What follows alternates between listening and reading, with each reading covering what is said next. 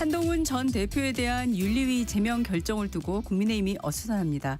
친한계로 얘기되는 분이시죠. 우재준 국민의힘 청년 최고위원 자리했습니다. 어서 오십시오. 안녕하십니까. 네. 자, 어제 하루 종일 일정이 굉장히 많으셨을 것 같습니다. 어제 사실 윤리위원회에서 그 전날은 아니죠. 당일 새벽에 나왔던 그 제명 결정이 의결이 되지 않겠느냐는 시각이 대다수였거든요.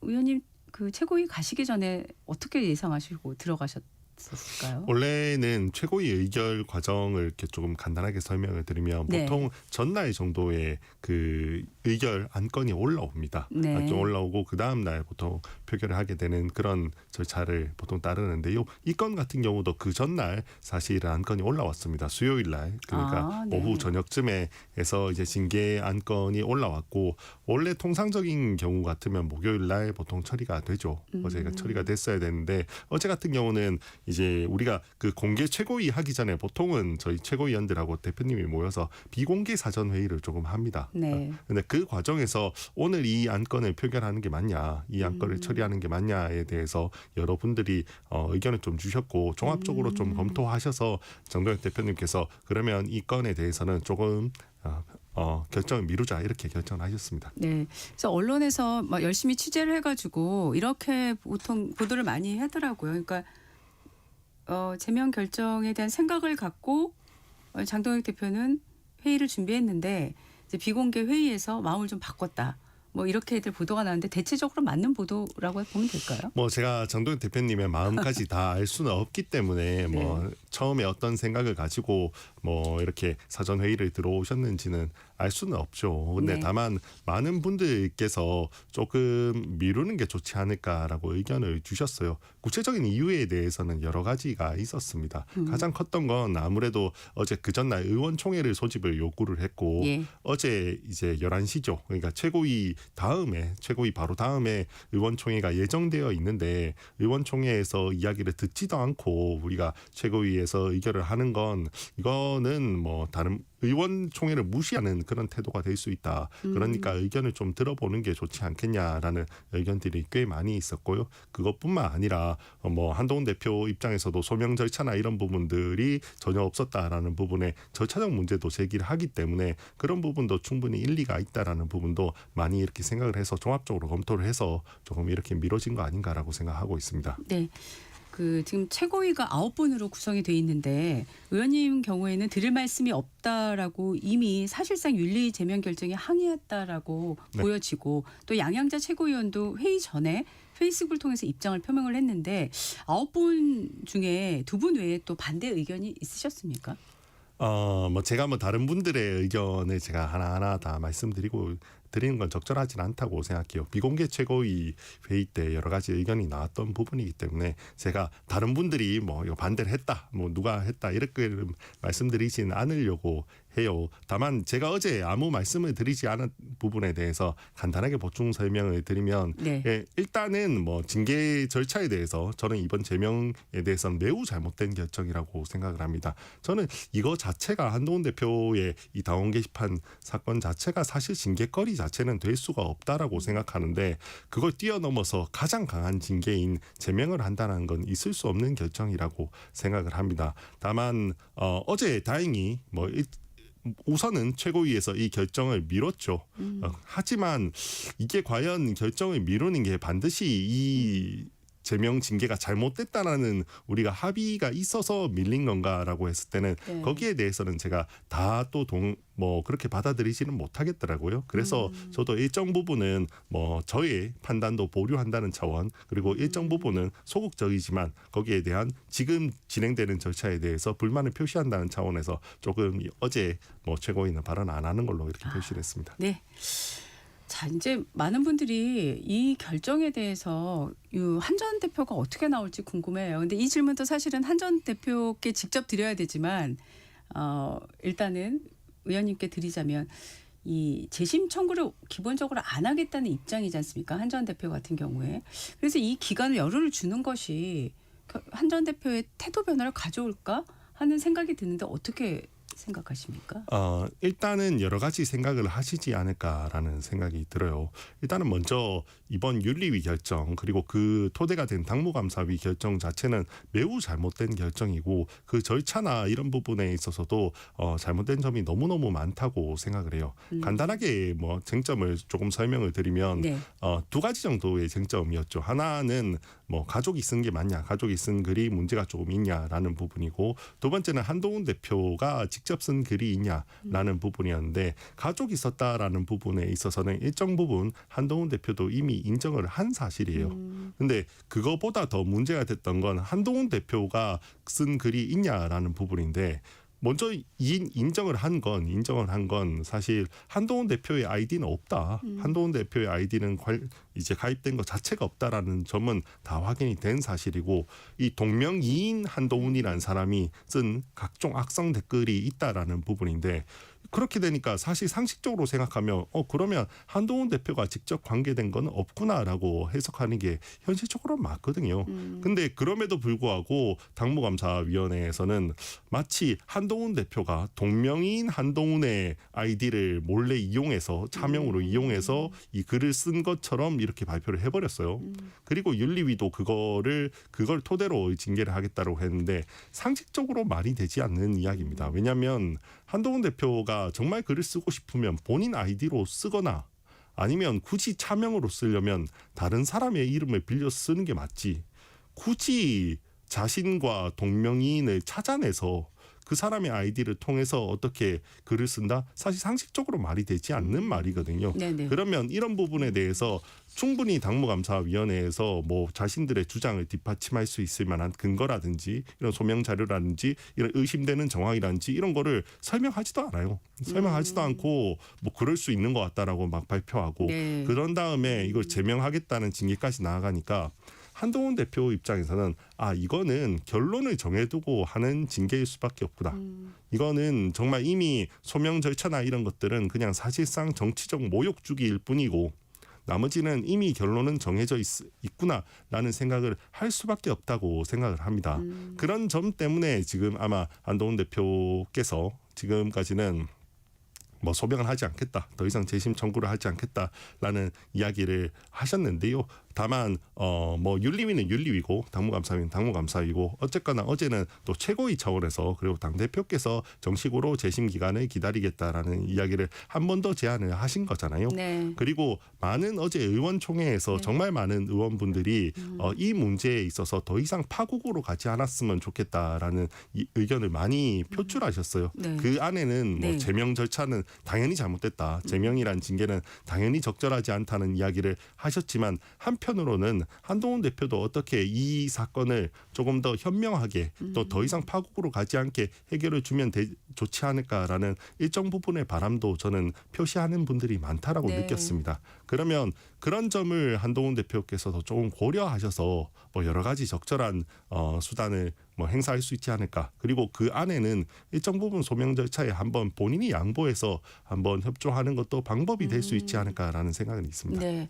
사실 뭐 도와 언론이 다 이제 비슷한 제목을 낼 수밖에 없는 게 재심 청구 기간이 이제 열흘이지 않습니까? 네. 그래서 이 열흘간의 재심 청구 기간이 파국으로 갈 거냐, 봉합으로 갈 거냐. 오늘 아침에 많은 그 제목들이 그렇게 나오던데요. 지금 잠깐 언급을 해주셨지만 의원님 생각에 이게 봉합으로 가기 위한 좀 순서가 있다면은 어떻게 가야 된다고 생각하십니까? 저는 일단은 우리 윤리위원회도 조금 더 신뢰를 회복해야 한다고 생각합니다. 네. 윤리위원회 당무감사위원회도 이게 자기들이 정말 결론을 정해두고 이렇게 징계하려는 뭐 제명 절차를 무조건 하려고 하는 게 아니라는 그런 일정 부분의 신뢰는 먼저 보여야 한다고 생각하고요. 그런 구체적인 신뢰를 보이는 방법 중에 네. 뭐 전 하나는 적어도 본인들이 뭐 여러 가지 갖고 있는 자료들, 뭐 본인들이 이렇게 이번에 징계를 내리게 된 이런 근거들에 대해서 조금 더 소명하거나 이렇게 신뢰도를 높일 수 있는 그런 절차에 협조하는 것도 방법이 될 수 있다고 생각합니다. 예를 들어서 네. 저는 최고위원이지 않습니까? 네. 저 같은 사람한테 좀 설명을 해줘도 좋다고 생각합니다. 네. 왜냐하면 적어도 뭐 제가 뭐 한동훈 대표를 정치적으로 어떻게 제거하려는 목적을 가진 사람이 아니라는 건 모든 사람이 신뢰할 것 같아요. 예. 그렇다면 저 정도 저는 그리고 심지어 최고위의 그 멤버인 최고위원이고 네. 이 건에 대해서 의결할 수 있는 사람이잖아요. 그러면 적어도 저한테 정도는 와서 조금 더 상세하게 본인들이 판단하게 된 근거들이라든지 이런 것들을 좀 설명해 주면 좋겠다는 생각이 들어요. 그러면 그런 부분들을 보면 저도 중간에 가교 역할을 조금 더 할 수도 있고 네. 윤리위의 이런 결정들이나 이런 사람들도 뭐 의도적으로 제명하려고 하는 건 아니다라는 거에 대해서도 저도 조금 약간 제가 신뢰하면 그걸 전달할 수도 있고요.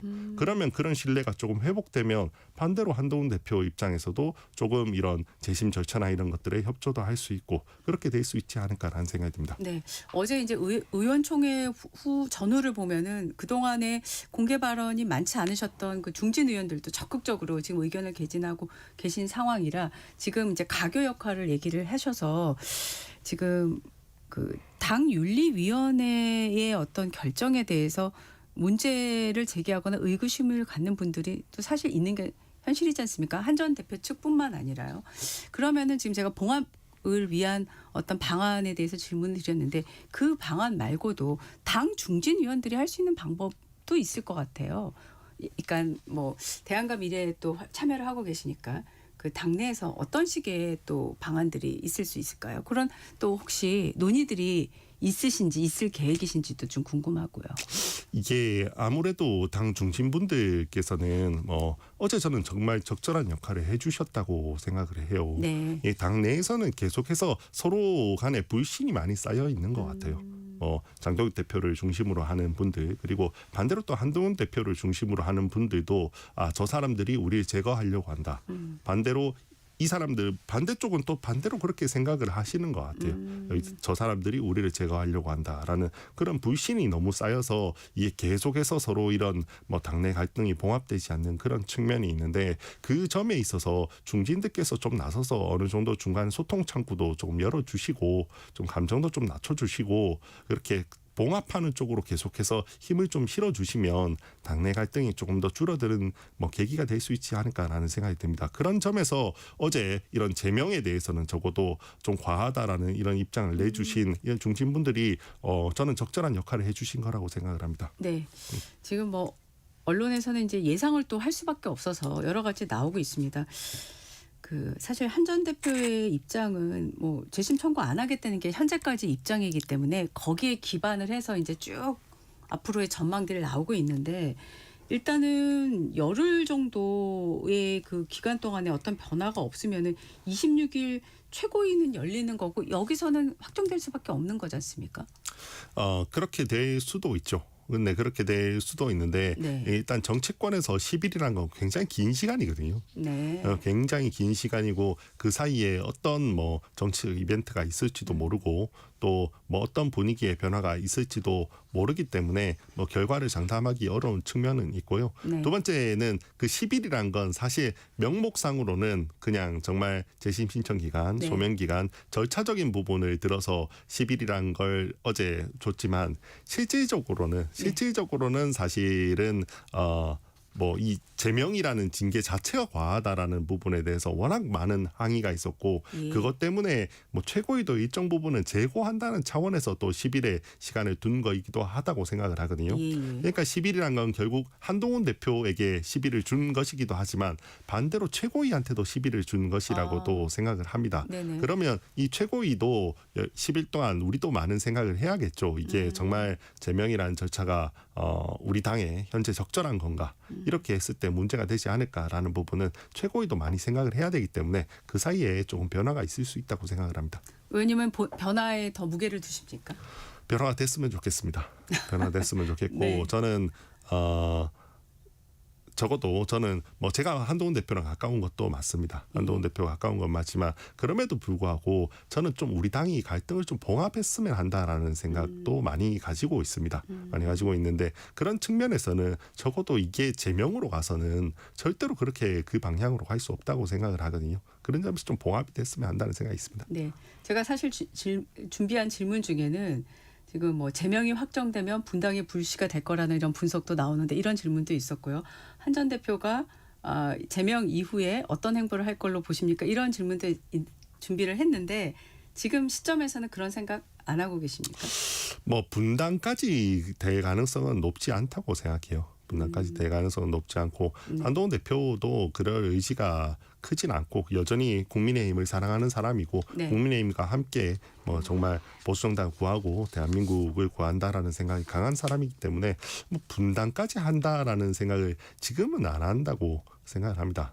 그리고 하나 더 이번 징계에 대해서 제가 꼭 말씀드리고 싶은 점 중에 하나는 네. 사실 이 징계는 단지 뭐 여러 가지 의미가 있을 겁니다. 여러 가지 의미가 있고 뭐 당내 정치적 갈등의 문제도 있을 수도 있고 그다음에 그냥 사실관계 자체로 이게 적절했는지 안 했는지라는 부분에 대한 문제도 있지만 사실은 어떻게 보면 이 징계의 가장 큰 의미는 우리가 결국 계엄과 탄핵을 극복하는지 문제하고도 저는 결코 무관하지 않다고 생각을 합니다. 왜냐하면 지금 한동훈이라는 정치인은 결국 계엄 반대 그리고 탄핵 찬성을 상징하는 인물이라고 생각합니다. 네. 우리 당내에는 여전히 탄핵 때문에 참 마음 아파하는 그런 당원들이 계시고 여전히 윤석열 대통령을 보면서 가슴 아파하는 분들이 있으십니다. 그런 분들이 한동훈 대표를 많이 미워하고 있고 그런 미운 마음이 이번 징계로까지 나타나고 있다고 생각을 하거든요. 근데 반대로 그렇다고 해서 그렇게 많이 미워하는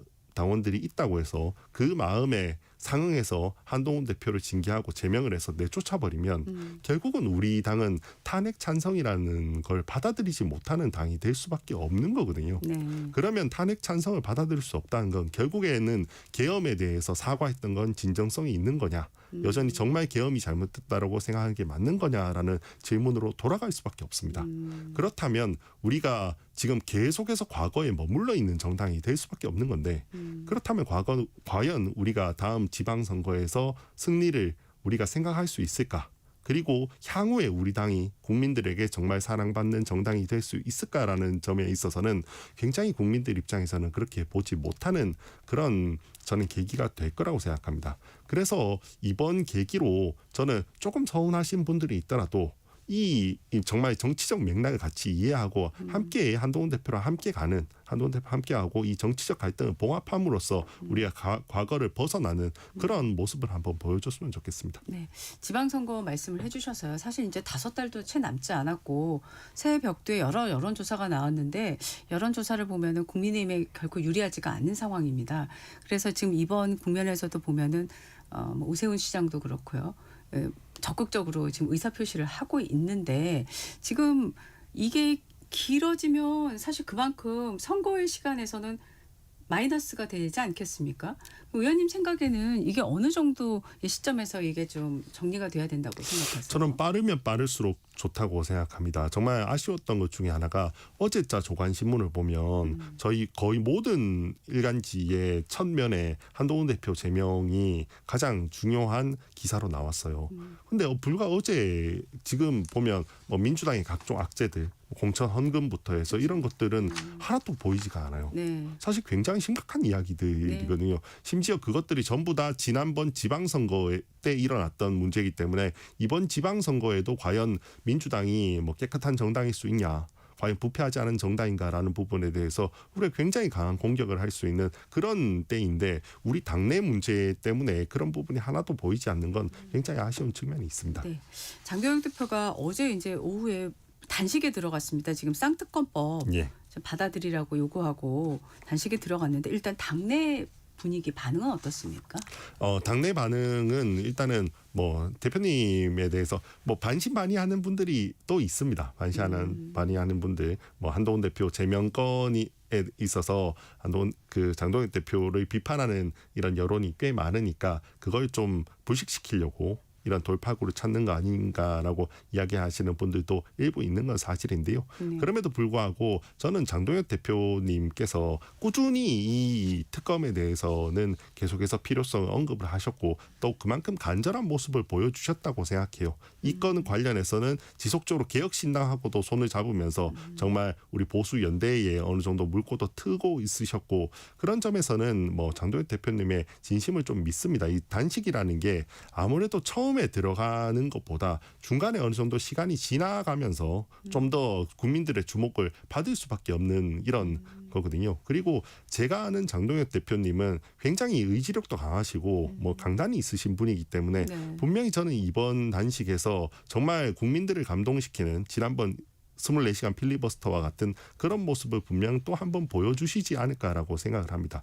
그렇다면 그걸 통해서 정말 우리가 멈춰있는 민주당에 대한 특검, 통일교 그다음에 이 공천 헌금의 특검을 관철시키는데 저는 분명히 일정 부분 역할을 하시지 않을까라고 생각합니다. 좀 개혁신당의 천하람 원내대표가 필리버스터 첫 반대 토론 주제로 나섰어요. 이것도 상당히 눈에 띄는 그런 모습이었는데 앞으로 이 쌍특검법뿐만 아니라 좀 개혁신당과 연대를 좀 확장해야 된다라고 생각을 하십니까? 당연하죠. 네. 참고로 제가 말씀드리면 네. 개혁신당은 그 3대 특검, 그 예전에 최상병, 그다음에 내란, 그다음 김건희 여사 특검을 찬성했던 정당입니다. 찬성했던 정당인데 이번에 천하람 대표 같은 경우는 그 추가 특검, 종합 특검에 대해서는 반대하는 입장으로 그냥 반대 표결만 하는 수준이 아니라 이제 필리버스터까지 하면서 강한 뭐 이런 의사를 표명하는 것까지 왔잖아요. 네. 그래도 이제 개혁신당이 어느 정도 뭐 중간에서 조금 더 합리적인 선에서 때로는 우리 당에 반대되는 말도 하지만 때로는 우리 당이 말이 맞다라고 할 때는 또한 힘을 실어주는 그런 역할을 하고 있다고 생각합니다. 이게 저는 어떻게 보면 정말 보수화 확장되고 우리가 중도로 확장하는 그런 모습을 하나씩 보이는 저는 장면이라고 생각을 합니다. 그리고 개혁신당도 뭐 거기에 대해서는 충분히 우리가 말이 맞을 때는 또 우리와 함께하면서 그런 모습을 충분히 보여주고 있다고 생각하거든요. 그런 열려있는 마음이 저는 있다고 생각하기 때문에 앞으로도 계속해서 여러 가지 주요 사안들마다 굳이 특검이 아니라도 저는 그럴 수 있다고 생각합니다. 각종 경제 현안에 있어서도 그럴 수 있고요. 각종 정책 현안들에 있어서도 충분히 우리와 뭐 어떤 일정 부분 뭐 뜻이 같을 때는 계속해서 합치는 모습을 보여줄 수 있고 그게 국민들의 시야에서 봤을 때는 또 이게 더 이제 보수 정당이 더 살아나고 조금 더 중도로 확장하고 하는 모습으로 보일 수 있지 않을까라고 생각합니다. 다가오는 지방선거에서의 선거 연대까지도 생각하십니까? 저는 가능하다고 생각합니다. 가능하다고 생각하고 저는 하고 싶습니다. 개인적으로. 개인적으로 하고 싶고 특히 저 같으면 또 청년 최고위원이잖아요. 네. 청년 최고위원이고 뭐 정말 유능한 청년들이 개혁신당에 많이 있습니다. 개인적으로 탐나는 인재들도 참 많이 있어요. 그래서 꼭 같이 했으면 좋겠어요. 네. 같이 했으면 좋겠고 우리끼리 너무 이렇게 싸우다가 뭐 혹시나 모든 그 소중한 인재들이 다 지방선거에서 다 낙선하게 하는 그런 결과가 같이 있지 않았으면 좋겠다는 생각이 있습니다. 알겠습니다. 자, 오늘 지금 윤 전 대통령의 체포방해혐의 사건 1심 선고가 이제 생중계될 예정인데요. 앞서서 사실 그 특검에서 법정 최고형인 사형을 구형한 그 상황에서 그 시점에서 국민의힘에서는 당 차원에서 이제 논평을 안 냈는데 이 논평 안 낸 거에 대해서는 찬성하십니까? 저는 이게 그런 사정은 이해는 가요. 이게 우리가 윤석열 대통령하고는 정치적으로 절연했다라고 이야기를 하고 있으니까 그러니까 여기에 대해서도 논평을 내지 않는다 이렇게 아마 입장을 취한 것으로 보이는데 공교롭게도 같은 날 뭐 한동훈 대표 제명 발표를 했죠. 근데 그렇게 하면 의미는 퇴색될 수밖에 없습니다.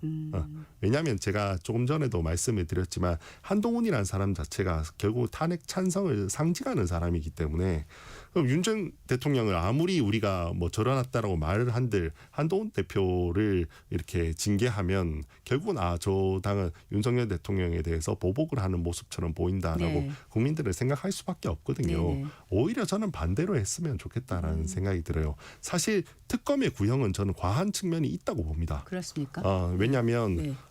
내란죄가 성립한다고 가정을 해볼게요. 가정을 하더라도 저는 미수범에 그쳤다고 봅니다. 미수범에 그쳤고 그리고 인명 피해도 없었습니다. 그러면 감형 사유들이 굉장히 많습니다. 사람들이 많은 분들이 뭐 내란죄는 뭐 사형 또는 무기징역밖에 없다고 생각하시지만 그래도 감형은 미수범 감형 규정들이 다 있거든요. 근데 그러면 그런 부분들에 대해서는 우리가 이야기도 할 수 있고 반대로 조금 국민들께서 오해할 만한 그런 부분들은 오히려 한동훈 대표를 함께하는 모습을 보여줌으로써 우리가 정치적으로는 과거에서 벗어났다는 걸 오히려 보여주는 그런 방법이 있을 수 있다고 생각하거든요. 네. 그런 쪽의 모습을 앞으로 보여줬으면 좋겠습니다. 네. 오늘 말씀 감사합니다. 국민의힘 우재준 최고위원과 말씀 나눴습니다. 고맙습니다. 감사합니다. 네. 1월 16일 금요일 전격시사 오늘은 여기까지입니다. 커피 쿠폰 당첨자는 전격시사 홈페이지